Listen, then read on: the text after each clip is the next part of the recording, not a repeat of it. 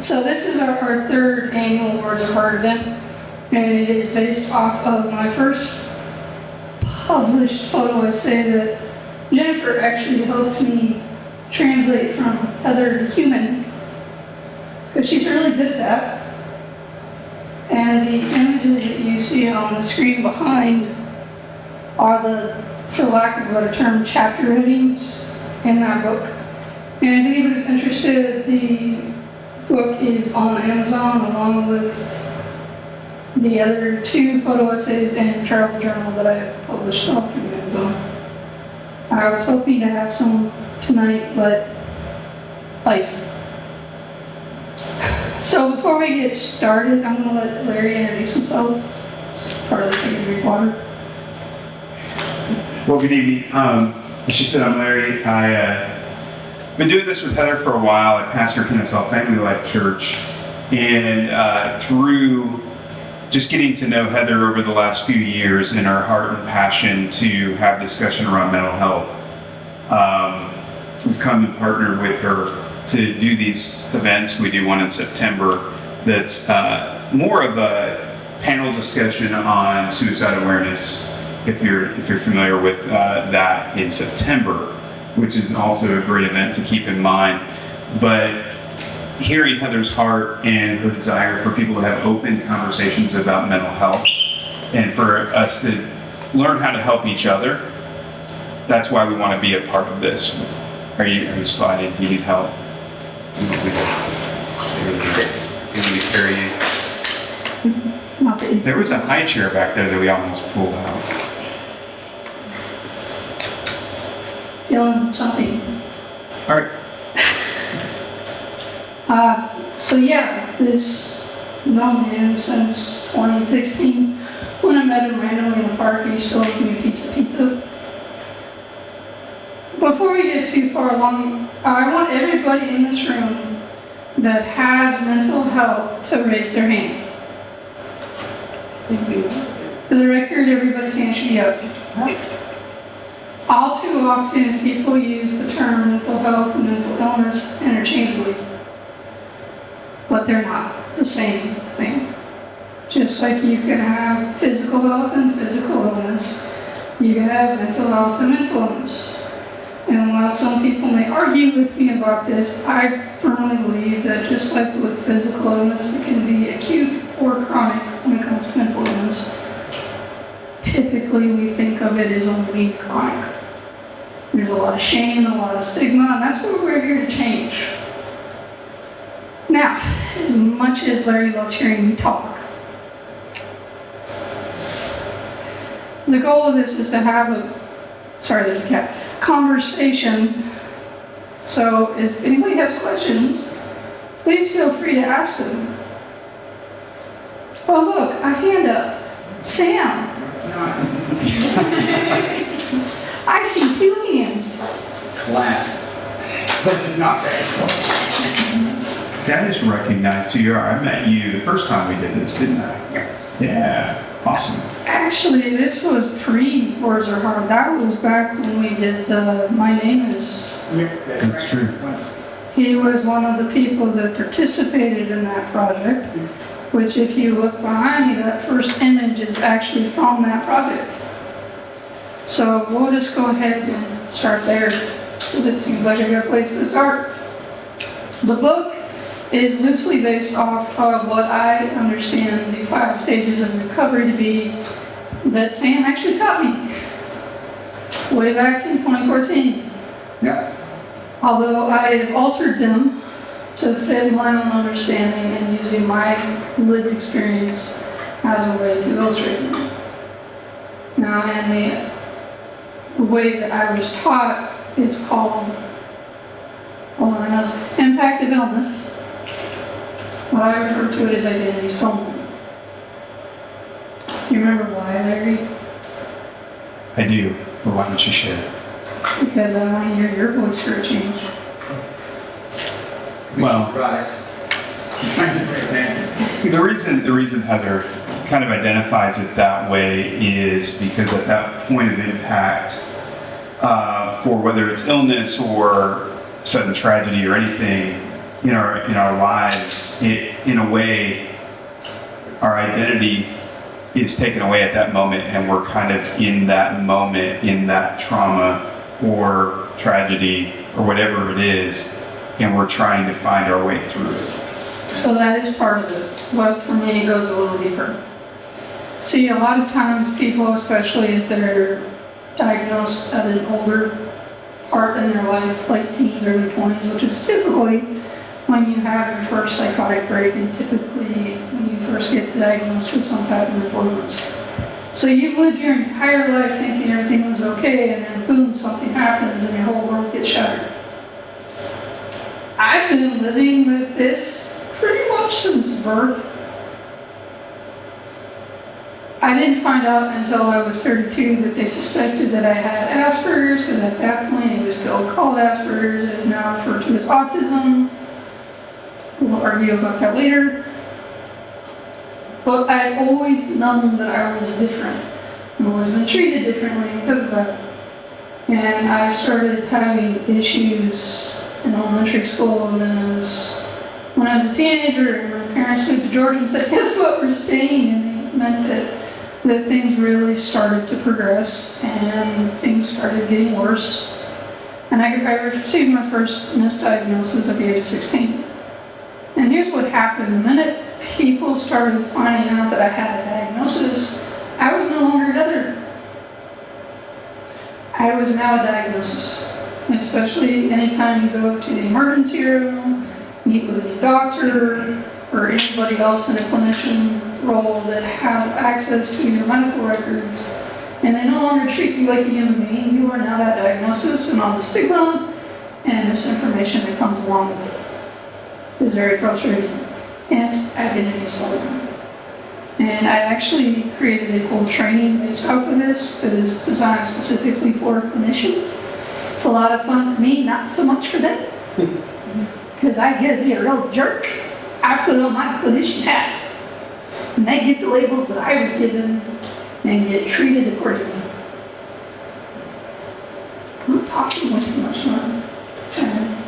No, you're doing a good job. Because this, and Heather, don't sell yourself short on this, and this is why I want to take a little bit of a back seat.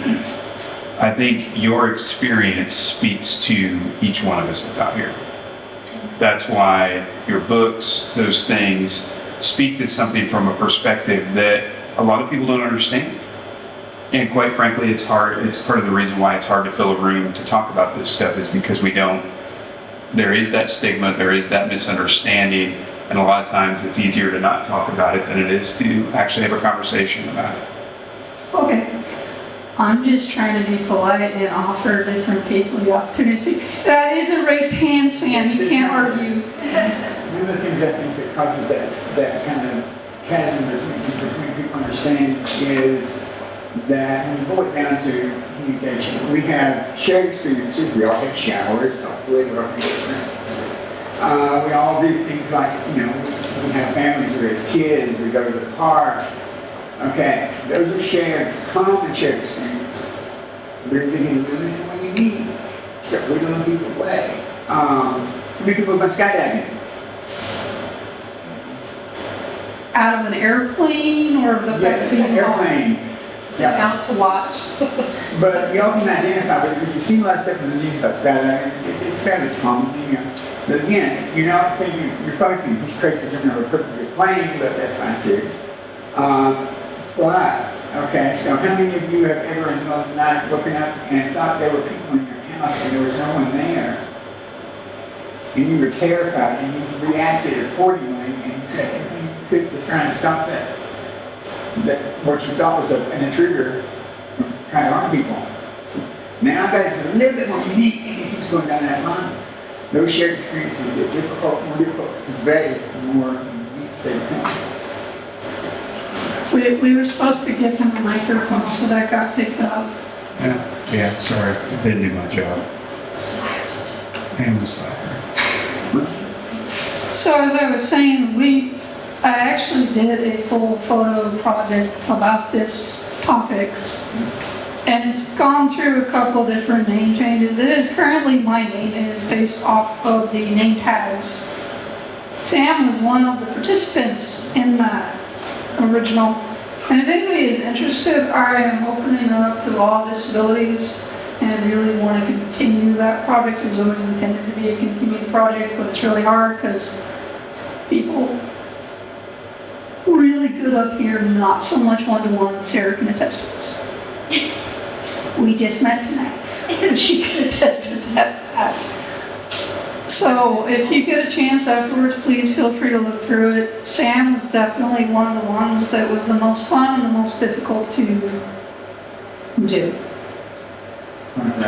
Because you're fun, but going through and editing and processing the photos, I have to go back and trace over all the words that are on the labels. And it is a completely self-directed project. So all I do is I hand them the label, I tell them what section we're working on, they write out the labels, they fix them to themselves, however they choose, and then I only refer to them by whatever label they have on their shirt or face in Sam's case. You were unique.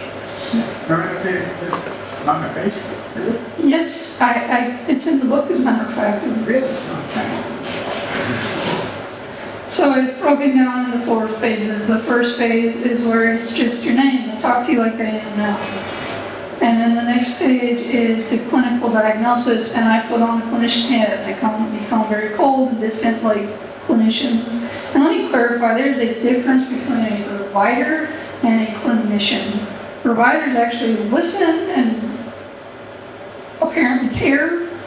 Clinicians tend to be very burnt out, jaded, don't care, scraping the bottom of the barrel. They don't listen, they just look at you, they just see a diagnosis, and that's about the extent of it. Then the third phase is the inner dialogue that we have going on, the way that we feel that other people talk to us, the way that people often use some of these terms as slang, and the way that they impacted me. And then the last phase is the way that the media and society views mental illness through your eyes. And then they give everybody a piece of duct tape that goes across their mouth, and on the duct tape they write down what they feel like stole their voice. And I get progressively meaner as it goes on, because again, I take on the persona of the whatever it is I'm trying, because I want to evoke that emotion. I don't understand them, but I'm really good at making them happen. And so that is the identity sculpting. Does anybody have any questions, thoughts, comments, random quotes? I do. I'm trying to figure out what is the difference from what you do to counseling and the therapist. So one of the big differences is I don't have fancy credentials after my name, and I don't want them for so many reasons.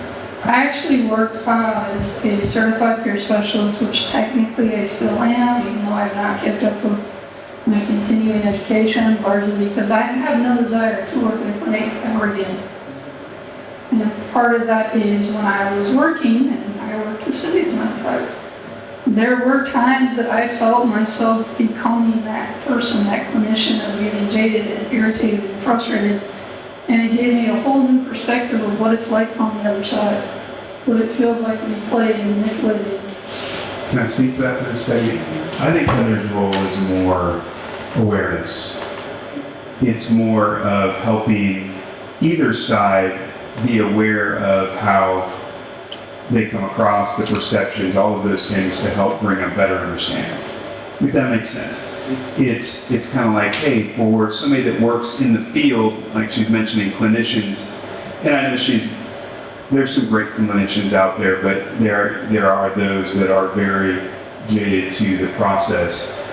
But to help them be able to understand the person sitting there with the diagnosis, how they feel, what that does, and how that changes them, but also for the person that's sitting there to better be able to communicate how they feel to those around them and to the people that they're working with. And I think that's where Heather's role comes in.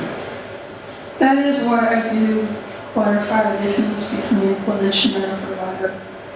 Because I feel like a provider actually provides a service, where a clinician is just very clinical, very cold, very distant. That's how I distinguish the two, and you're right. there are some really good providers out there. They're just also really hard to find sometimes. Get me off on, I mean, you can have somebody that's clinical from what that could be, instead of a psychiatrist, anybody who's kind of got to the point where they're no longer seeing the person in front of them. See, what I've found it, you know, I've known people who have, say, I'm not gonna say a breakdown, but they had problems and they went for counseling and whatever, and it was so fantastic that they came through it and opened up their own group. Say a nonprofit, put it nonprofit. And the reason why they were able to do that, because they had been there. And by being, a lot of people really respect or appreciate someone who is providing the service, who have been there. And they can actually tell, like you can actually tell how you feel. And it's an honest feeling, and it appreciated. So what I'm finding today, that more people are owning up to their, if you want to call it mental illness, they're owning up to whatever problem that they think they have, and they're able to work on themselves because they're dealing with someone who's actually been through it. That's part of the, Peer support. I was going to say peer support, but there's another word before that that is not coming to value of peer support. Because when there are certain things, if you've never lived through them, you are not going to understand. If you've never had suicidal thoughts, you don't know what that battle feels like. If you've had suicidal thoughts, but you've never had been there ready to do it, you don't know what that feels like. And if you've never breached that barrier, where you are actively fighting against every natural instinct that you have, because your natural instincts will kick in, that survival instinct will kick in, and you have to fight it to actively try to end your own life. And until you've done that, you don't understand what that's like. And if you don't, I hope you never do.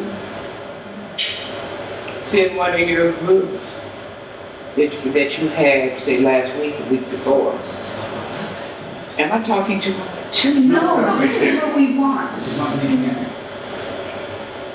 I realized that in your group, excuse me, I realized that I had been carrying something as a kid. It was the death of my father. And I truly feel like I should have had some kind of therapy or some kind of counseling or somebody who had been there when I was a kid. And so having that conversation with you, we're talking about different things. I realized that I went there. And that was one of my, I want to say problems that I carried all my life. But I released it. I really think I released it, and it was because of you. That's the beauty of art. The group she's talking about, I created a 12-week curriculum, again, with the amazing help of Jennifer, who is so much smarter about this stuff than I will ever be. Just accept it. It's the truth. It's called The Art of Communication, and it is teaching people how to use art as a way to express things that oftentimes you can't find the words to express. And I truly believe that emotions, whether you understand them or not, because I sure don't, is a universal language that art can connect on a very deep emotional level, that even if you don't understand it, that just talking to people doesn't always work. So It's kind of like writing your own language for your way of communicating, and the other way around. like I said, she translates from other to human quite easily. You know, this is we each come up with our own experts people here. They were like catatonic. When he only when he was in Greek, he said, "Have his friends meet in his hand." It's the only communication he did. One time we did an art class, and I was very fun about that. But we had passed out these weaving patterns. You know, you put pins in a board, you weave little spiral things between. And it's a very simple project, but no one listened first time, so I got Bob, and by the time I got back in hand, he was He was actually leading for me. The first time I ever seen him in class. And I'm just calling him John. It's either John or James, it's not very, it's very good in my class. He put all that stuff. But when I handed him the board, and he was leaning for, he was having to get a hold of it. Who's ever seen him do that before either? And I looked, and then I'm on my right there, made me try to basically re-educate them after the first description because they didn't listen the first time, so I showed it again. So I think I got back to him the second time, that he was done, and he was flawless. And I was like, so, John, do you like art? And he started smiling real big, and I was like, oh, gotcha. And he started drawing, he used to draw, he used to have that instant panic attack due to outward hallucination, because we were almost in the fetal position on the floor. He started drawing through his event for the anxiety that they were inducing. By the time he left the center, he was on the peer council. As a leader, not as someone who was hiding back in the corner. He went through it that way. That was his language. He draw cartoons and still be able to listen to everything as long as he was able to do it and make sure he did. He's on his way back. So I had a thought, because we've talked about this a little bit. You mentioned, stuff that goes back to your childhood and different ones. And as I was thinking about this, you mentioned identity stolen. How do we get to a place where our identity doesn't become a diagnosis? And what I mean by that is sometimes we can get to a place where we've been diagnosed with something and we let that become our identity, rather than, and I think Sam said something that was really good, talking about how this person communicated, how art helped them to break free of that, but their identity was not that. It was their fact that they could be and lead in those other ways. So how do we not become that, let that thing become our identity? So I think based off my own experience and from what I witnessed with other people, you naturally become that becomes part of who you are, especially once you learn to accept it as part of who you are.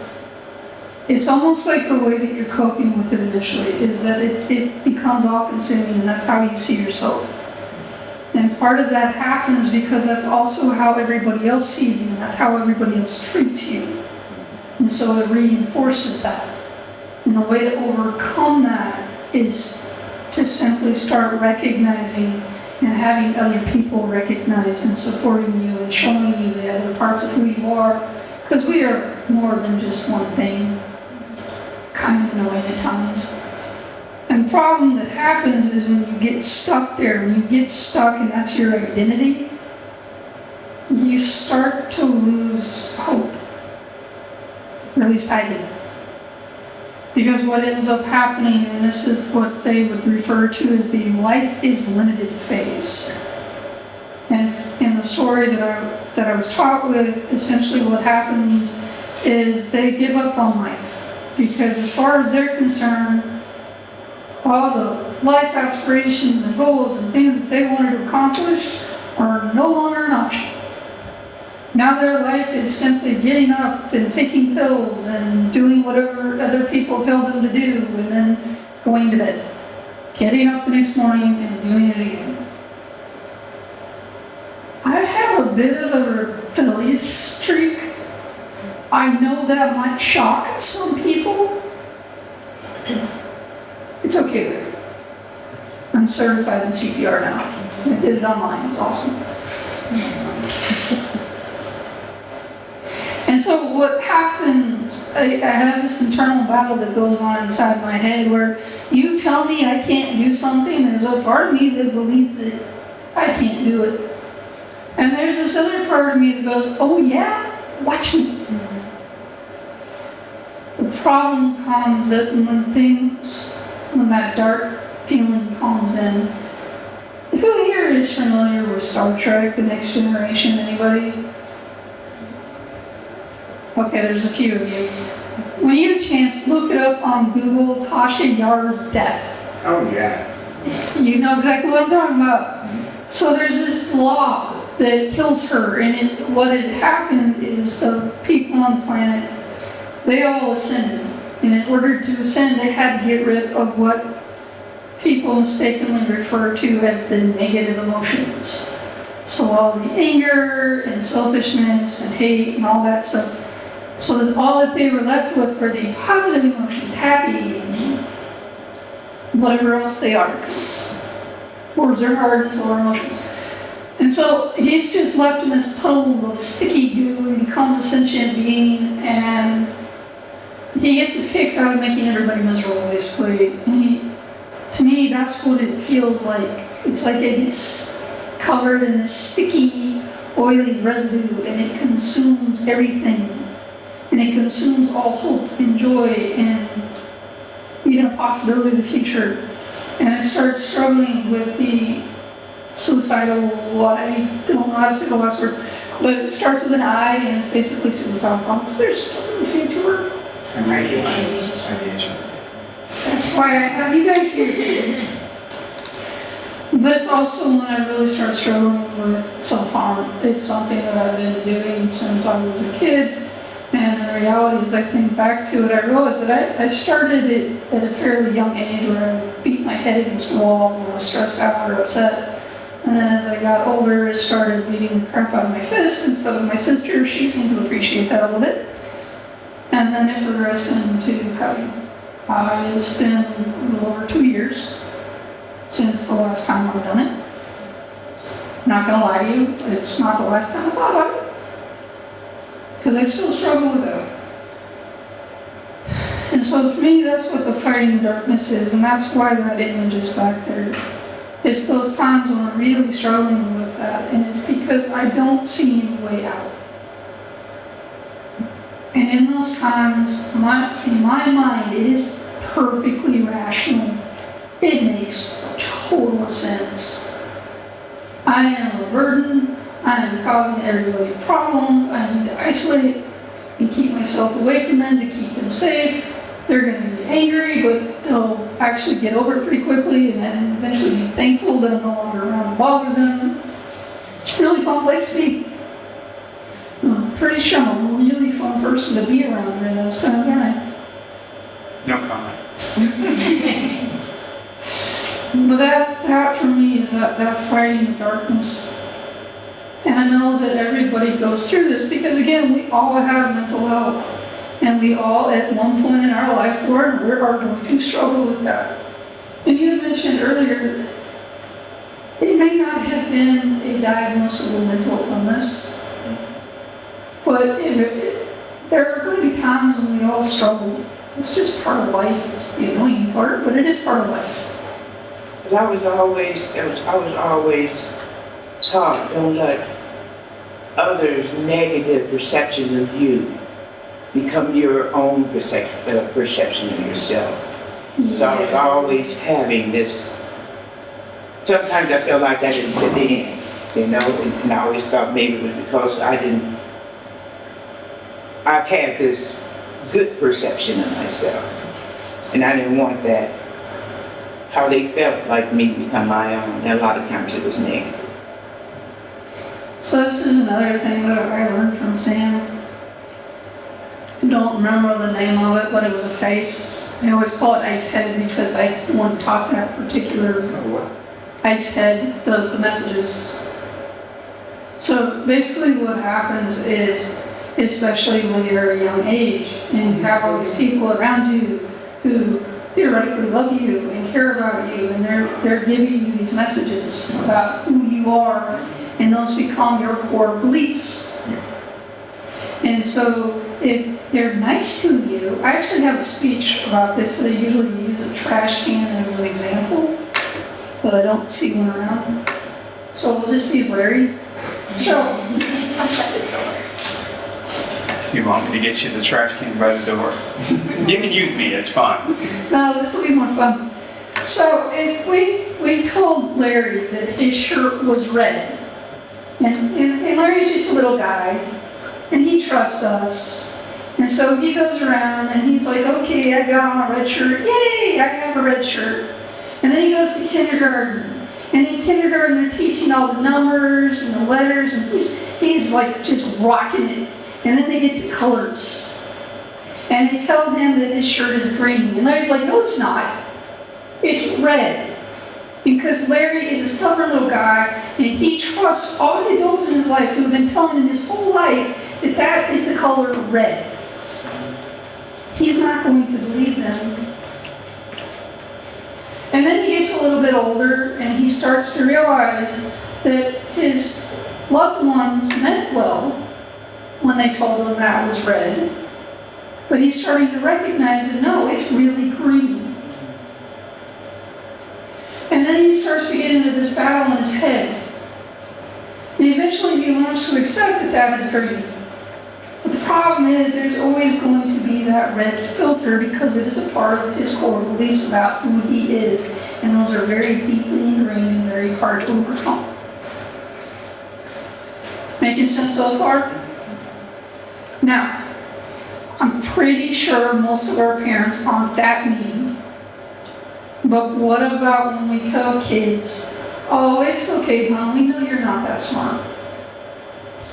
Oh, it's okay, we know you need a little extra help tying your shoes. We'll keep doing that for you. Oh, it's okay, we don't really expect you to pass. We know you're not as smart as the other kids. We know you're not as good looking as the other kids. We know you're not whatever. And so those negative images become part of who we believe we are. We start to believe that maybe we aren't as good as those other kids. And then as we get older and we find these really weird people in a park that owe you pizza, and they start teaching you that no, you are smart. You do have worth, you do have value. You do have a reason to be here. But you don't believe that right away. And then eventually you start to recognize maybe this is true. But the problem is those core beliefs are still there. So some days you can look through life and you can see things through your green filter and everything's okay. But other days, especially when you're having a hard time and maybe you're bogged down and you're really stressed out and you're finding yourself falling back into that darkness, then that red filter comes out. And what's really confusing is sometimes you can see through both the green and the red filter at the same time. You have to figure out which one is which. Is that making sense? So that's why I usually use a trash can, because then I can tell people we just throw it in the trash, but I'm not going to do that to Larry because he might try to do it to me. And I know he's strong enough to do it because he's already lifted me off the ground this year. So does anybody have any thoughts, questions, random quotes? Yes? I kind of wanted to circle back to the identity thing because I feel like it kind of fits in with the filters. Yeah, I'm sorry, we don't do that here. But I love the topic of identity because in my recovery circles, it's a huge topic right now. So I've been clean and sober from drugs and alcohol for 2.5 years. And these days, what people are really discussing is, are we supposed to still call ourselves alcoholics? Are we still supposed to call ourselves drug addicts? And the proper terms that we're supposed to use now is a person in long-term recovery or a person who suffered from substance abuse disorder. And for me, and something it's not for everyone, but for me, it's like I worked so hard on myself with this label that it's a badge of honor. And it's like I did not go through all of that just to now being like to dissociate myself from it. Like, no, I'm not. Because for me, like the proudest sentence I'll say is like, yeah, I'm a junkie. I just haven't used in 2.5 years. And because you never know who it's going to help, because the person who needs help isn't like, oh yeah, I suffer from substance abuse disorder. It's like, no, it's like I'm a junkie, I'm on the streets, like that's where I came from, that's who I can help. And so that identity piece of, redefining what that word means to me and what it means in my life, but then also using it as that filter, being like, am I looking, is the lens that I'm looking through like a recovered lens, or is it a using lens? lens? Is it what I used to know? Is it what I know now? And differentiating between the two, and then adding in the childhood lens, being like, or is this my parents? You know, and it's a fun differentiation, but having other people in recovery, various kinds of recovery, you know, mental health, physical health, anything where you have to leave an old life behind, and being like, what's going on? Okay, first of all, get out of my head, No, I like it there. because this is something that I fought against for a very long time, because when I first learned about the recovery process and the 5 stages, there was this big push that it had to be identity first, and you couldn't talk about your illness, you could only talk about the wellness. Well, it's just like mental health, mental illness are two sides of the same coin. We could switch out health for wellness. You can't have one without the other. And when you deny one, you deny the other. And all you're doing is reinforcing that stigma. Now, if you are a person that feels more comfortable using that language, I'm not going to argue with you much. But I am going to encourage you to recognize, it's like saying that I'm a person with autism. No, I'm autistic. Who cares? There's nothing wrong with saying that. And when we make it an issue, what we're doing is we're reinforcing that stigma. Another stage step and thing that I love to pull out, and you just gave me the go ahead, so thank you, is when people use the word suffer and struggle interchangeably, or when they refer to living with an illness as suffering. Now, here's the thing. If you feel like you're suffering, I will not argue with you, but I will encourage you to shift. Because the definition of suffering says that you are allowing it to happen. If you are struggling, you are actively working to overcome. Now, is there anything wrong with suffering? No. There are some really great examples of when suffering is appropriate. Pretty sure there's some in the Bible. I don't know, I don't read it that often. But there are times when it is appropriate to suffer. There are people who will suffer for a cause. Your life is not a cause. And so if you are in that place, suffering to me is that life is limited, that fighting the darkness phase.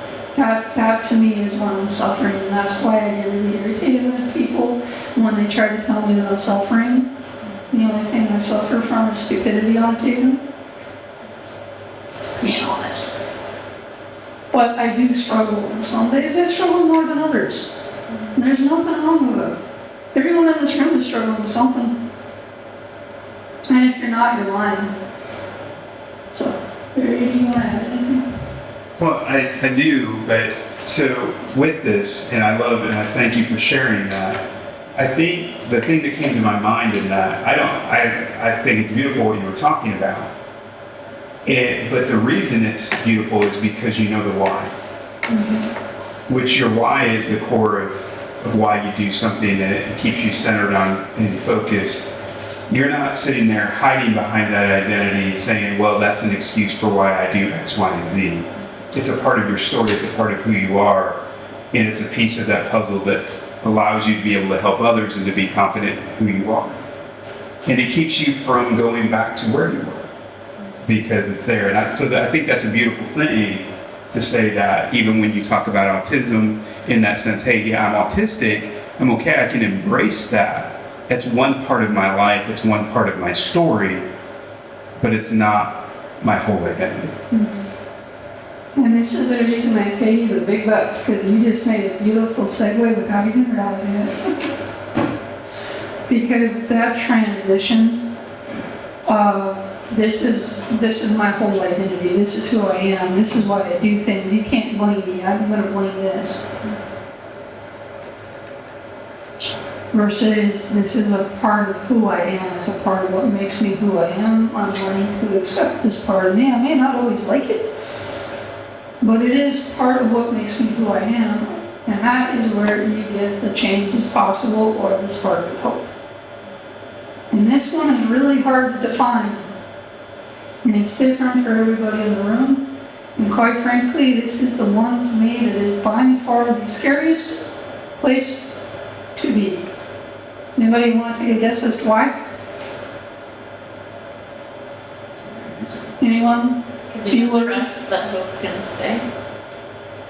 Because hope is a very fragile thing. That initial spark, if you don't have the support that you need in place that can protect that spark and kindle it and build it up so that it turns into a flame and then slowly builds up that flame and gives it a little bit of kindling and then a little bit of fuel and then you get this raging bonfire and if you're lucky a forest fire, although not really because that would be bad for the just your own personal inner forest fire, okay? Yeah, I don't want to get in trouble for arson. But when you don't have that, when you get that little spark of hope, and you start to feel like maybe things can change and you don't have that support, and you're working at it, you're going out there, and then something happens and you don't have that support that kind of protects you, and you lose hope, you fall so much further down into that darkness that it makes it even more difficult to find hope. At least that's true for me. It doesn't, it basically rekindle once you get down there, that it keeps you going. I always think of hope as something that's always striving for you, always striving. That's your stubborn side that says, I'm gonna do it anyway, I'm gonna do it. That's part To of me, your that's like, my existing for living is hope. Because if I didn't have hope, where would I be? So even if I don't accomplish anything, or if I try something and fail it, it's hope that brings me up to try something else. See, that's just it. When you lose that hope, But it comes back. if you don't have the support that you need, and you lose that hope, and that spark gets snuffed out before it has a chance to really kindle and build off. I've been there more times than I want to count. And the biggest difference between June 10th, or June 13th, 2010, and November 5th, 2021, is I didn't have the support that I needed in 2010 that I had in 2021. And there's only a few people in this room who know the significance of those dates. June 13th, 2010 is the last time I actively tried in my own life. It was the day that I found out definitively that I had lost my pup. He was a week shy of 19 months, not years, but months. Well, he didn't even make it to his second birthday. And I was completely devastated. And I had nothing left. And when I got the call from the vet, it was a Sunday morning. I went to the vet's office, they let me say goodbye.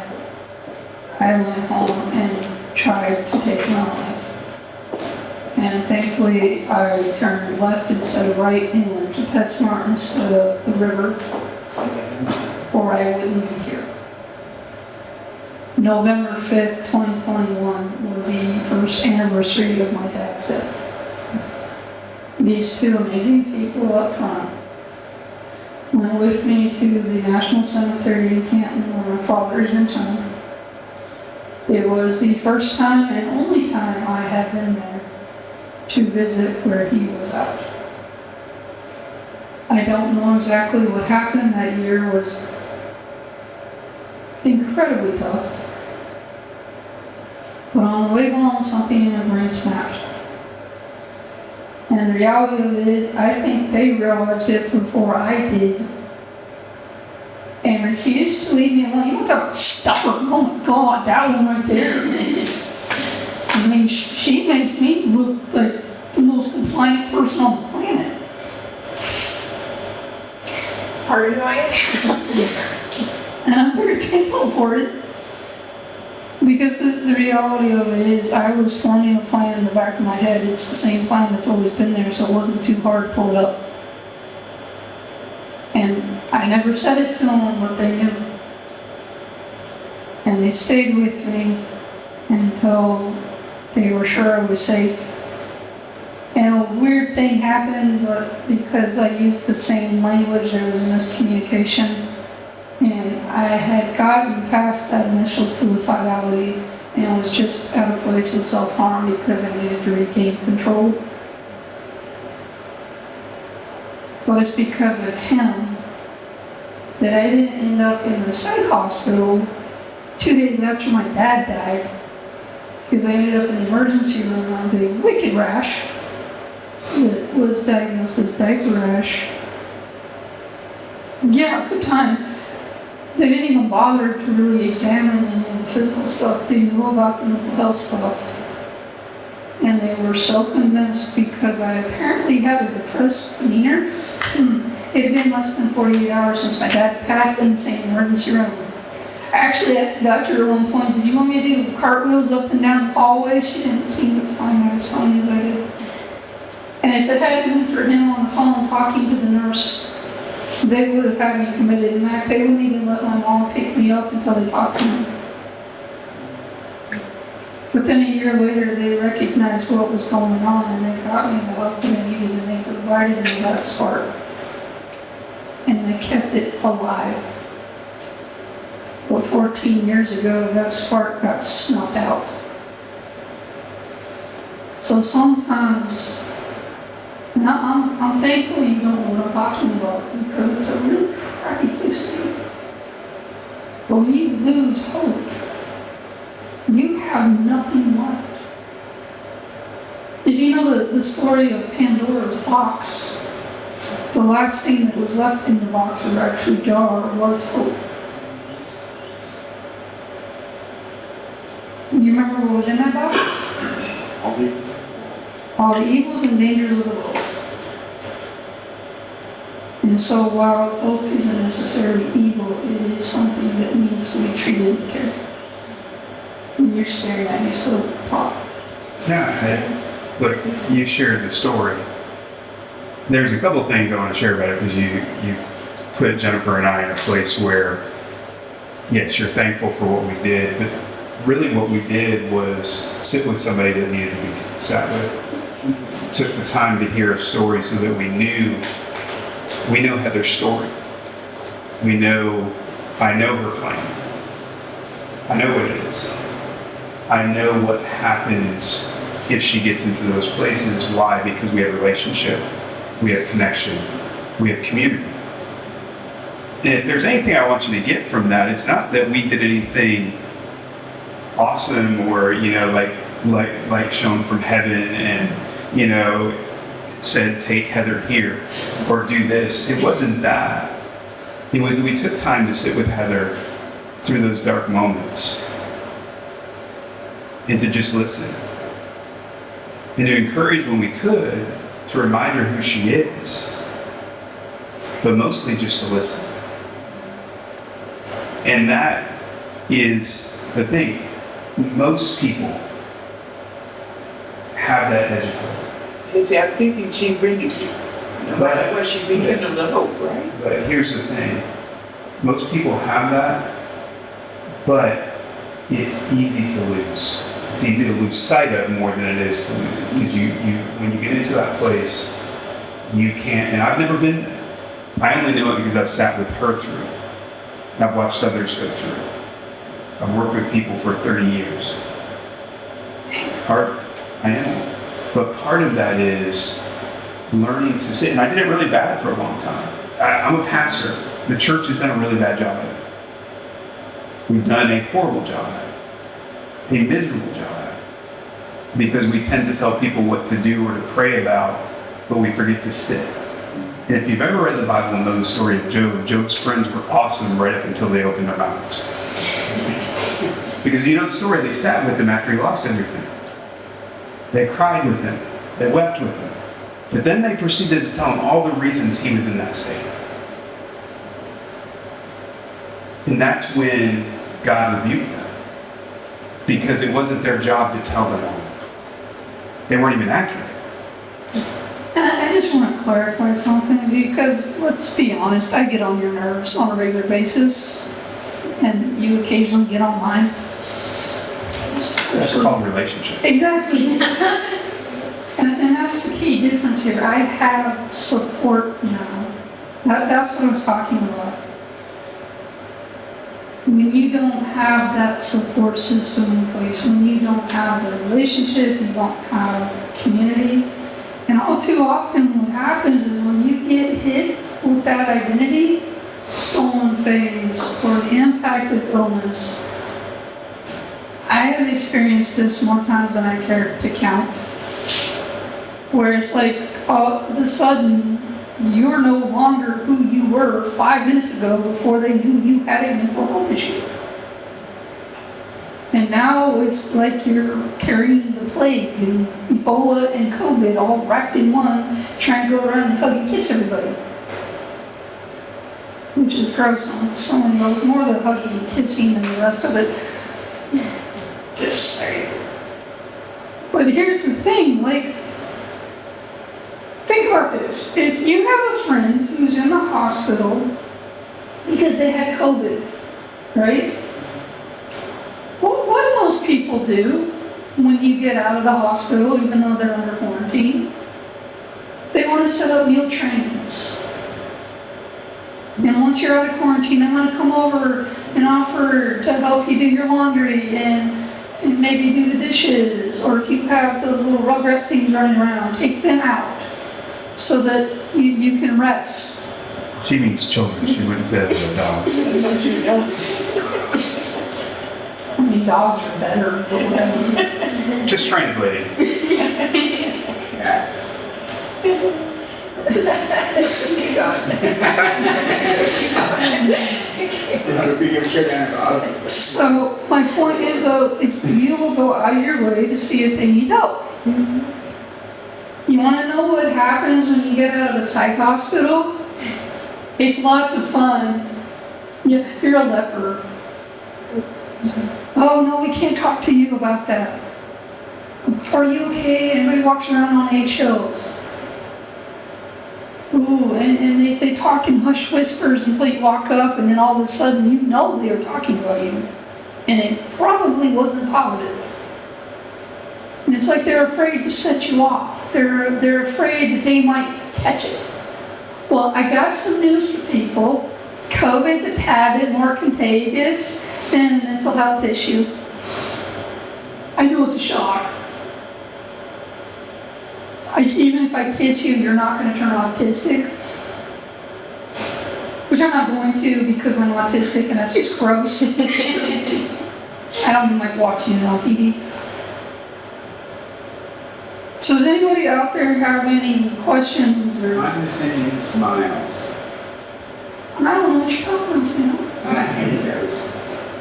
Those are the most offensive things ever. Like the face. If somebody has gone out and talk to them, they're willing to be willing to talk to you. They need somebody to talk to. But don't nod condescendingly and smile at them like, oh, it's okay. Oh, yeah. My favorite is, oh, you're so pretty. Yeah, that one. Yeah. That's the worst. Oh, look at you. You tied your own shoes today. I'm so proud of you. You need to cut up your meat. Oh, look at you. You're not even drooling. That's so awesome. What is awesome when you don't drool? But I'm just kidding. I haven't drooled all night, thank you. So I want to shift gears for a second, Heather, because I have a different feeling when it comes to autistic. Some people, when they speak of autistic, it's like it's something negative. But when I think of autistic children, I think of children who are exceptional. Yeah, you know, and in school, they're generally the brightest kids in the school. So and they do basically everything. They just learn different. but it's That's not changing. negative, huh? It's not Yeah. negative to me. That's changing. So I want to go back because Heather is old enough. I'm curious to see where this goes. When she was a child, autism wasn't really known that well. And it was often misdiagnosed as a lot of the things that Heather's been diagnosed with for years. And it was often believed that if you were female, you couldn't be autistic. That is the reason why the color is blue, or was blue. They've actually changed it to red, and instead of awareness, it's now acceptance. You're absolutely right. Autistic people, people that have autism, when I'm trying to think of the right word for it because I'm trying to think of the right way. No, when people understand it and work, because there's different levels of autism too, it can be a very beautiful thing. Like Heather in her art is amazing. When Heather gets focused on something, it's phenomenal in understanding it. And that's a part of it. But when she was a child, a lot of the things, and her parents didn't understand it. And so they didn't know how to treat her with that respect and to build her up and encourage the things that were amazing and help her through the struggles. So I'm going to give an analogy that I learned down in Orlando at the Disability Church Conference. Lori Seeley, really hope you see this because this is your analogy, not mine. I want to give credit where credit is due. She is a phenomenal person. I didn't actually hear her sing, but I've heard she's really good. But she's an amazing speaker, and basically me if I had been more 10 years earlier. Yes, I'm still fixated on your age, Lori. But she gave this amazing analogy about how autism is basically a frayed speaker wire. So sometimes, when you're autistic, that speaker wire will line up perfectly. And the sound will come through and it'll be perfectly crisp and clear, and it won't have any of that weird static or reverb or any of the other fancy terms I don't know because I'm not a speaker person. But then there are times when it's just a little off. So you get a little bit of static, and you get a little bit of feedback, and it's a little bit annoying, but you can kind of tolerate it. Other times it gets a little bit more, but there's still a connection. So there's still noise coming through, but it's mostly static and noise, and you're hearing everything around you, and all of a sudden the lights are humming and really bright. And you can feel everything in the world vibrating next to you, and it's painful and it sucks. But you can still hear what's coming out, you can't make any sense of it because it's just noise. Then there are times when there is a complete disconnect, so nothing is coming through that speaker at all, there is nothing coming out. And guess what? Everything is still in that stereo. It's just stuck in there. And that's how she described autism. She asked me after the fact, did I get that right? Does that kind of match with where you're at? And I was like, yeah. Although I kind of think of it more of the power lines, overhead power lines.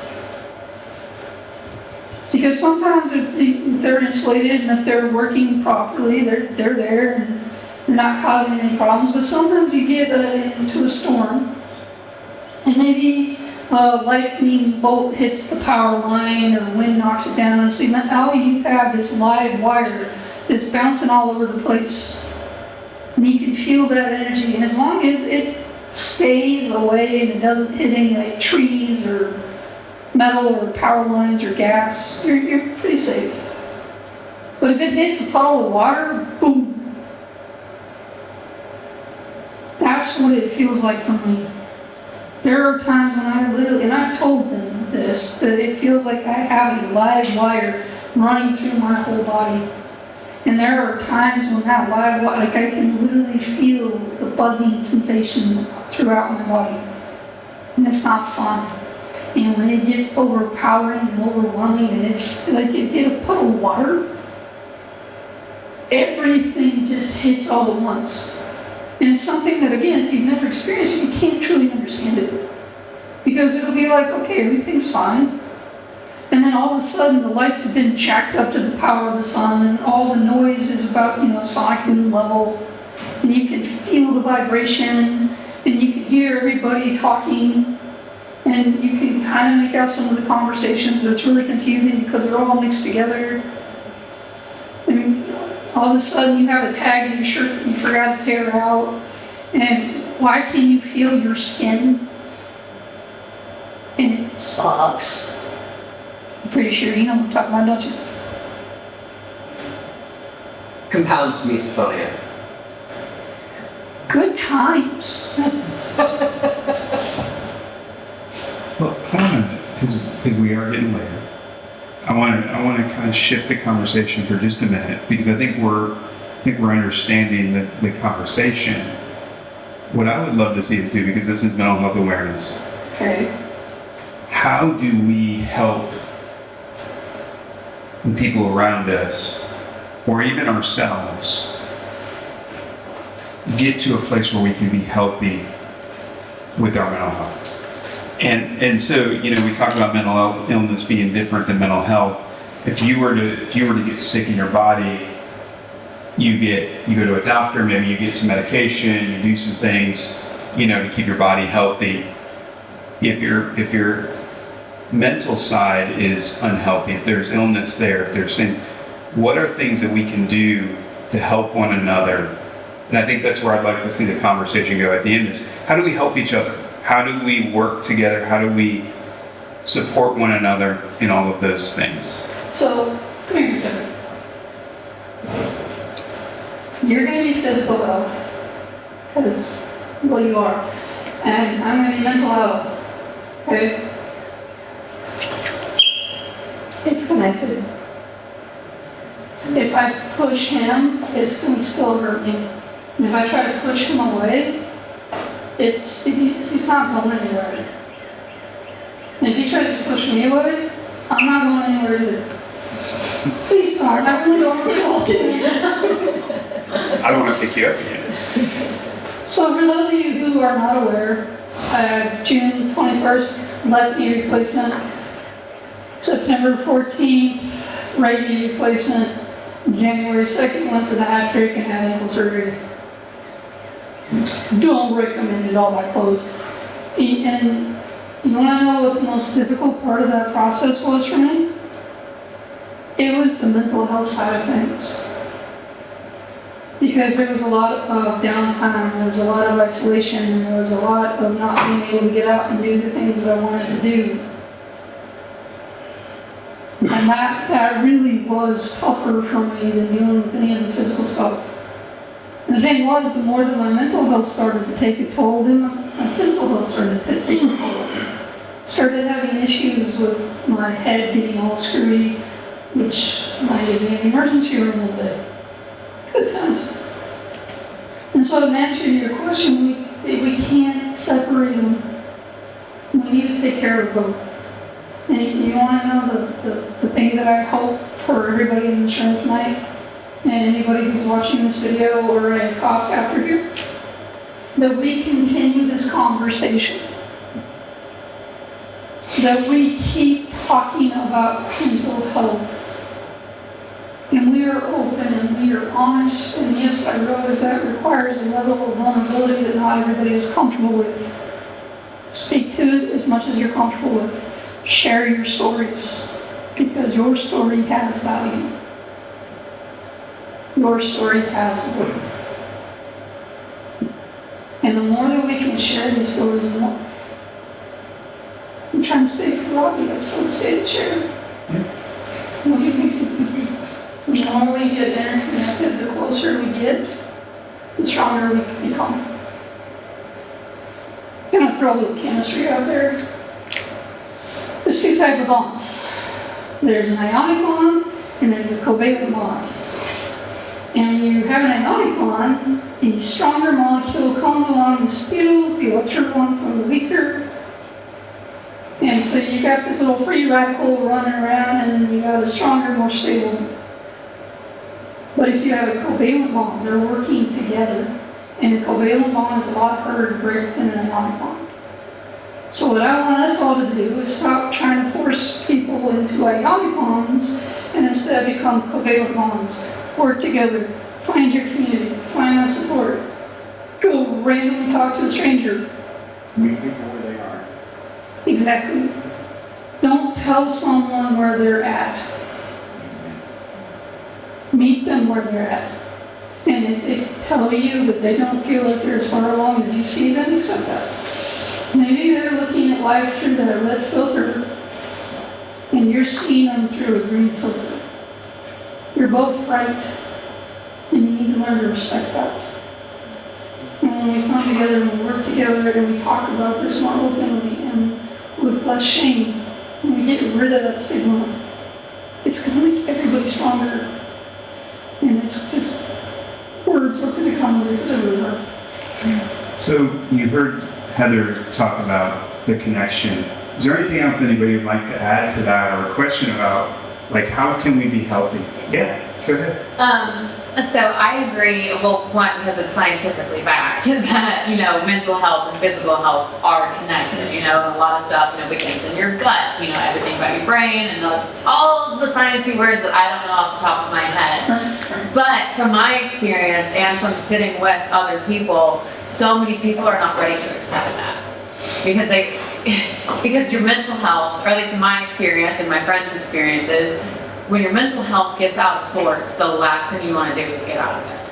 And so you're trying to tell me getting out of bed and moving my body is what's going to help combat this stuff going on in my head? Absolutely not. That's twisted. So, with the original question being how do we help others, and going to meeting people where they're at, I have friends who, if I do not hear from them after a few days of trying to reach out to them, I show up to their house because I'm like, I know you too well to know that you're not okay if you're not responding to people. If this person hasn't heard from you, this person hasn't heard from you, your mother who you live with has not heard from you for a few days, I'm breaking down the door. I'm sorry. But that's meeting that person where they're at. I have other people that would be awful to do that to them. So I don't. But it's like, okay, you're like a let's go do something together person. Okay, let's get you out of the house, let's go get coffee. Let's get you out of the house into nature. It's just, where is the person at? Are they at caffeine? Are they at trees? Are they at move the body? Where are they? Just something that's not rotting in bed. And then it's a slow, at least in my experience, it's been a slow connection into, okay, now we move our body 6 days a week, we're doing good. So you said something, I'm glad you did. Slow. I met Heather, she said 2016, she remembers dates better than I do. But it was probably 3 years before we ever sat down. It wasn't that long, it was just how long before it stopped running out of your church. Now, she used to come to church, and then by the time music ended, she'd run out. So it was fine. We just told her it was okay. So when you do that, meeting somebody, it's a long process. We get savior conflicts. That's Yeah, go just it. The thing is relationship. Like the way you can help each other, the way we can help each other is building relationships with each other. So when you know somebody, oh gosh, I need to show up at their door, versus I don't need to go to their house, I need to invite them to do this with me or something like that. Like, that's just knowing people. Like, if we don't spend time with each other, then we don't have a support system. And that's what I was going to say. It's spending enough time with somebody to know them, to know whose door do you need to knock on. And she'll tell you from the church, I haven't done it in a while, but I would encourage our church every day when they leave, text or call at least 10 people this week. Whoever randomly comes to your mind. Just go through your phone and text them, call them, whatever. And every time I do that, somebody says, man, I really needed that today. He also wants people not to hug me. It is. And in fact, in 2020, and I'm still not really clear how this happened during COVID, we were at the park for this big rally, and I was standing there, and she was off somewhere, and her kids watched it happen as this random lady came over and started hugging me, and I went like, and they just kept doing it. And thankfully, Jim saw what was happening and ran over and rescued me. Did. I don't know why somebody was hugging people when COVID was there. My point is, though, that as much as I hate it, COVID really did show us the need for community and the dangers of isolation. And so sometimes, even if it's somebody you can't go knock down their door, knowing that they, just reminding them that they need that interaction with other people. And if you're struggling to get out of bed, there are days when I don't really want to. But I know that if I get in the shower, I'm going to feel better. So sometimes what you have to do, and something you can encourage other people to do, is to find some way to make it into a game that they're going to want to do it. If they're into video games, like tell them that's where their little health boost is. Seriously, like just find ways to level up. And you have to be kind with yourself, you have to be kind with others.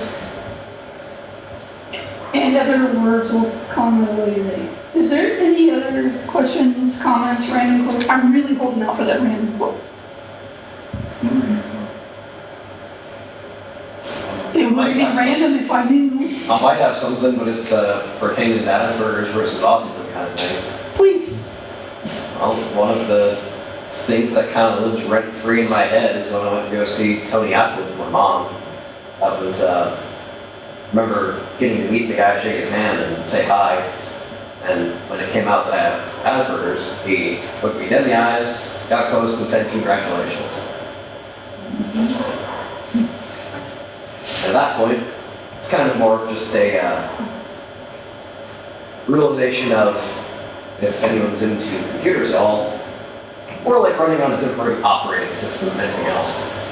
I like to think of it as we're running on Mac while everybody else is on PC. I hate Mac OS. Just depends. We're gonna leave that conversation alone for a second. That's If you want into photography, you will learn to love Mac. I like Linux. I don't like Windows either. Yeah, Linux, yeah. The Lindo Vegas.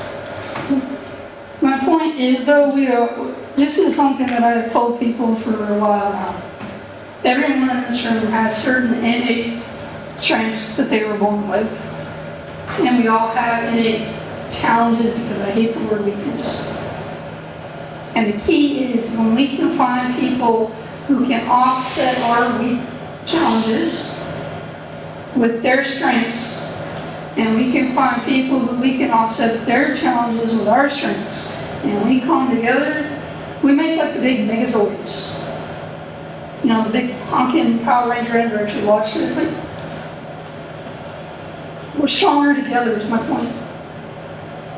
And when we come together, and we work together, and we meet people where they're at, and we learn to accept people where they're at, and encourage that growth, because that's the other thing. When we don't encourage growth, we get stuck in the identity storm, and we get stuck in that fight in the darkness. So meet them where they're at, while we kind of coax them along, and recognize that it's not a linear process, and it's okay if you slide backwards. All right. If nobody has anything else, I guess we'll wrap up. I'm going to say one last thing, That was the last thing. because I think it's important. We're not anybody's saviors. So when you're walking through with somebody through difficulty, through struggles,